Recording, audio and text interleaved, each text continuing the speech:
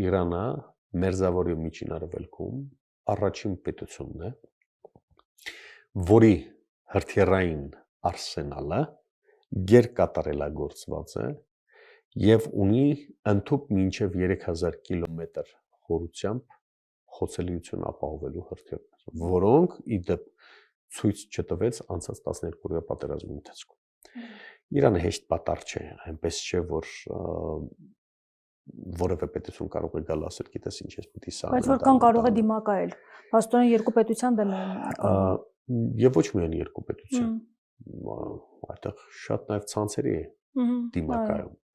Ցանցեր, որոնք երկար ժամանակ ներդրված են եղել հենց որոշումների ընդունման պետական կենտրոններում, ոչ միայն երկրի ներսում, նաև հենց պետության ներսում։ Հետախուզական համակարգը վերականգնեց ամբողջությամբ, զրոյից հավաքեցին այս վերջին պատերազմից հետո։ Հրթիռային արսենալը վերազինեցին, դարձյալ եւ պատրաստվել էին այս ամեն ինչին, այնպես չէ որ հանկարծակի եկան, բայց զուգահեռ բնականաբար բանակցում էին հույս ունենալով, որ կդադարեցվի կամ օրակարգը կսահմանափակվի բացառապես միջուկային արսենալի շուրջ ինչ-ինչ հարցեր վերաբերյալ։